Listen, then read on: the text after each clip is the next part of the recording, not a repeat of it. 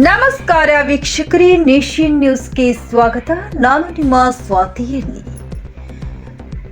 ಹುಬ್ಬಳ್ಳಿ ಹಳೆ ದ್ವೇಷದ ಹಿನ್ನೆಲೆಯಲ್ಲಿ ಯುವಕನೊಬ್ಬನನ್ನು ಬರ್ಬರವಾಗಿ ಹತ್ಯೆ ಮಾಡಿರುವ ಘಟನೆ ಹುಬ್ಬಳ್ಳಿಯ ಲಿಂಗರಾಜನಗರ ರಸ್ತೆಯಲ್ಲಿರುವ ಪ್ರತಿಷ್ಠಿತ ಬಾರ್ನ ಪಾರ್ಕಿಂಗ್ ಸ್ಥಳದಲ್ಲಿ ನಡೆದಿದೆ. ಪೊಲೀಸರು 3 ಆರೋಪಿಗಳ ಕಾಲಿಗೆ ಗುಂಡು ಹಾರಿಸಿ ವಶಕ್ಕೆ ಪಡೆದಿದ್ದಾರೆ.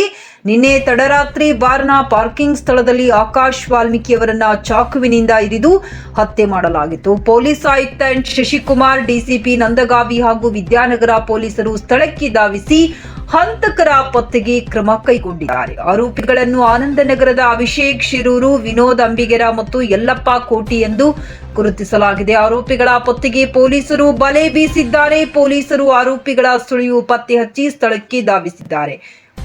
ಎಂಟಿಎಸ್ ಕಾಲೋನಿ ಬಳಿ ಪೊಲೀಸರ ಮೇಲೆ ಹಲ್ಲೆ ನಡೆಸಿ ಪರಾರಿಯಾಗಲು ಯತ್ನಿಸಿದ 3 ಆರೋಪಿಗಳ ಕಾಲಿಗೆ ಗುಂಡು ಹಾರಿಸಿ ಬಂಧಿಸಲಾಗಿದೆ. 3 ಆರೋಪಿಗಳನ್ನ ಕಿಮ್ಸ್ ಆಸ್ಪತ್ರೆಗೆ ದಾಖಲಿಸಲಾಗಿದೆ. ಹಳೆ ದ್ವೇಷದ ಹಿನ್ನೆಲೆಯಲ್ಲಿ ಕೊಲೆ ಮಾಡಲಾಗಿದೆ ಎಂದು ತಿಳಿದು ಬಂದಿದೆ.